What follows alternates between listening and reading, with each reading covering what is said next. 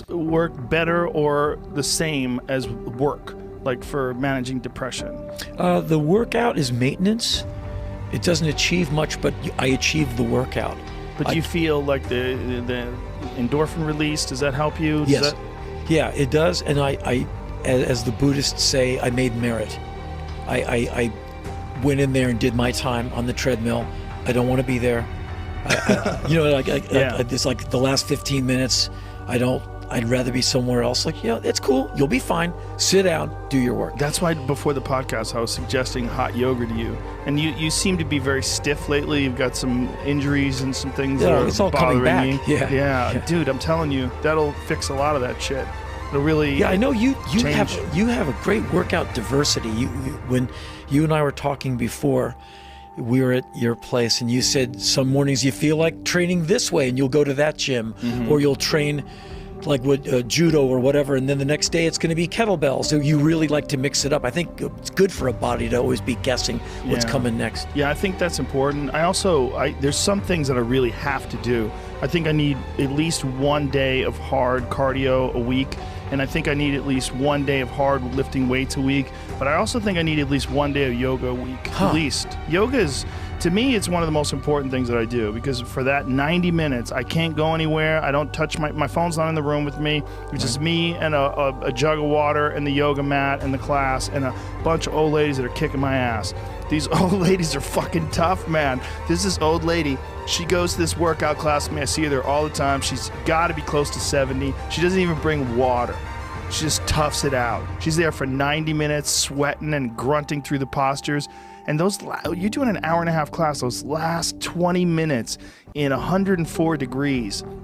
It's so hard to get through. But when you get through, you just feel like you feel better. While I'm in it, I can't wait to do it again. Like while I'm struggling, and I was like, God, I need to do more than this. I need to do this more often, rather. I can't wait to do this again. Like I always feel that. And it just lengthens everything. Like all the back things and the leg things, the hamstring things, just stretches everything out, lengthens it, and all the tension, it just straightens it out and loosens it up. And I just feel like for a guy like you or I, who does a lot of like, especially like used to a lot of heavy lifting, you were saying, a lot of deadlifts and squats, this is the antidote for all that stuff. Right. It's decompression and for your body maintenance. It's just phenomenal. Probably lets loose the lactic acid out of your muscle tissue. Oh, yeah. Yeah, here's what I've observed. I live in Los Angeles, so there's a lot of yoga people. Yeah. But, I know them because they have a mat. Mm-hmm. But you can also see how they walk, how they sit.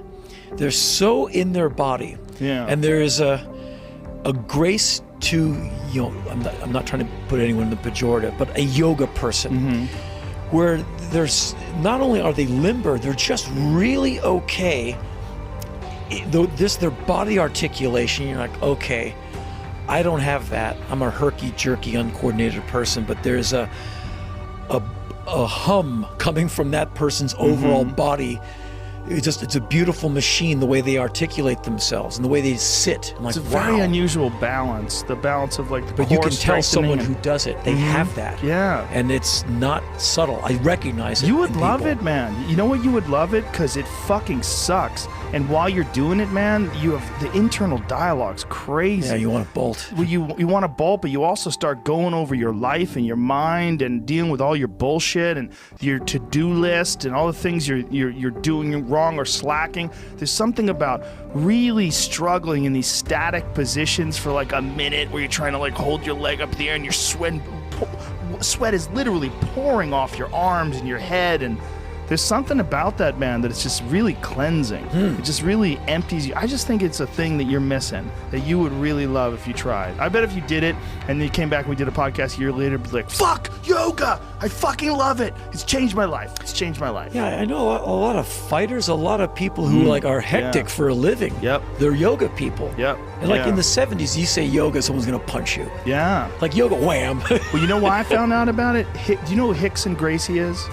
Well, are we talking about the Gracie, the family? Well, the family, Hoist Gracie's the most famous because he's probably the most important figure ever in the history of martial arts, because he won the first Ultimate Fighting Championship and showed that a small man can actually beat larger men with technique and skill. Well, his brother is Rickson, and his brother is like universally regarded as one of the greatest jiu-jitsu guys, if not the greatest of all time. And he was different than everybody else in that he did yoga. Like his thing was, like I'd never heard of a martial artist that got into yoga, but Rickson would do these breathing exercises and he'd do these balance beam exercises, and he was always doing yoga and stretching, and that was a giant part of his workout. And he was above and beyond everyone else in his time period. Like in the 90s, everyone was scared of Rickson.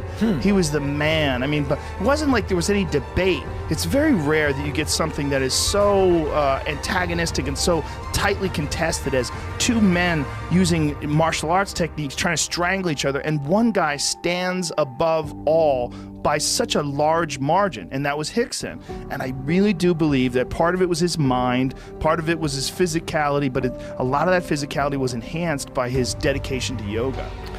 Yeah, he's a legit yogi. Like he does that fire breathing shit where he sucks his stomach in that weird way and has it move up and down. Wow. You ever see someone Yeah. do that? Yeah. He does that like a real yogi. Like it's a real trip.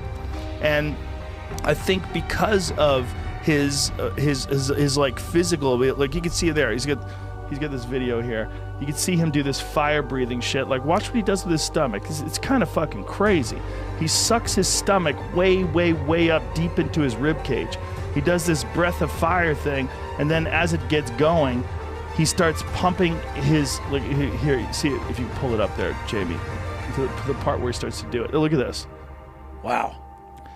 Yeah, like what the fuck, Whoa. man? Isn't that insane? Yeah. It's crazy. And that's Yeah. just one of the things. He has abdominal muscle control. Yeah, who gets that? That's a muscle group ridiculous. you never try and articulate, make it do anything. Yeah. Well, he practiced yoga for a long, long, long time. And because of that, he had this phenomenal core strength and phenomenal balance. And he just had a giant advantage over everyone else. And I think a lot of that advantage was his ability to move his body was different. But it's also just, for a guy like you that's been just lifting weights for so long, it's the perfect antidote for your body. It's like your body will react to like, oh yeah, stretch this out. Thank you. We've been asking for this. Yeah. You know, lengthen this, hold that pose. This is, instead of just lifting something, you know, which is like what men like to do. Instead of that, you're holding your arms out there like that. You're like, fuck, I don't even have any weight in these things and I want to drop them. Yeah, I've done every once in a while I've worked out with someone else, and they go, okay, we're gonna do this and this, and then you work out with, and then you let yourself be trained. Yeah. And I've done a few workouts. They go, okay, I'm gonna kill you. I'm like, okay, what does that mean? Like, by the end of this, you won't be able to take your shirt off to change.